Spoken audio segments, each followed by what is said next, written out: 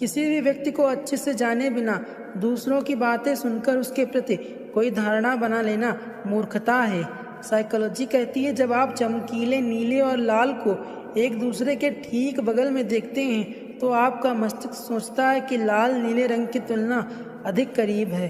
दो भाषाएं बोलने वाले लोग एक भाषा से दूसरी भाषा में जाने पर अनजाने में अपने व्यक्तित्व को बदल सकते हैं।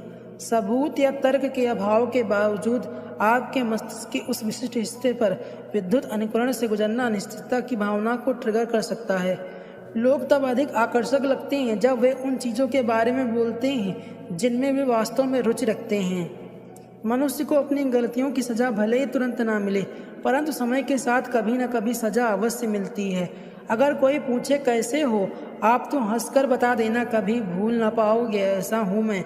किसी की बुराई तलाश करने वाले इंसान की मिसाल उस मक्खी की तरह है जो सारे खूबसूरत जिस्म को छोड़कर केवल जख्म पर ही बैठती है। जो लोग संसार में केवल धन की इच्छा करते हैं वे अधम अर्थात नीच कोटि के हैं। मध्यम श्रेणी के लोग धन और सम्मान दोनों की इच्छा करते हैं, जबकि उत्तम कोटि के मनुष्यों को केवल आदर सम्मान ही चाहिए होता है। अगर तुम दूसरों को कामयाब होते देख सकते हो तो शायद तुमसे बड़ा कामयाब इंसान कोई नहीं है। केवल रक्त संबंध से कोई अपना नहीं होता। प्रेम, सहयोग, विश्वास और सम्मान ये सारे ऐसे भाव हैं जो परायों को भी अपना बना देती हैं। जैसे जलते हुए दीपक में तेल समाप्त हो जाने पर दिया बुझ जाता है, ठीक उसी प्रकार कर्म के क्षीण हो जाने पर भाग्य भी नष्ट हो जाता है।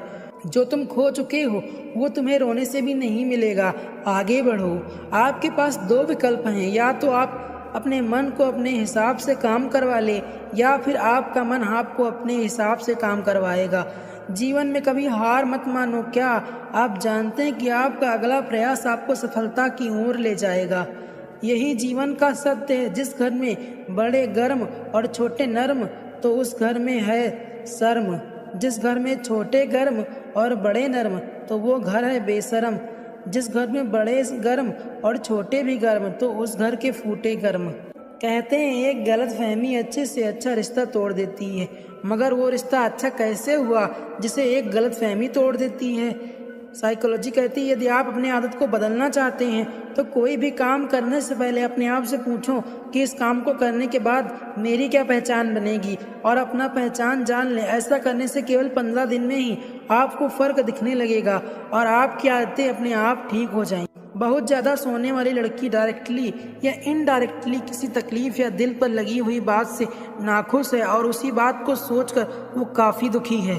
अगर वो रो रही है इसका मतलब ये मत समझना कि वो कमज़ोर है।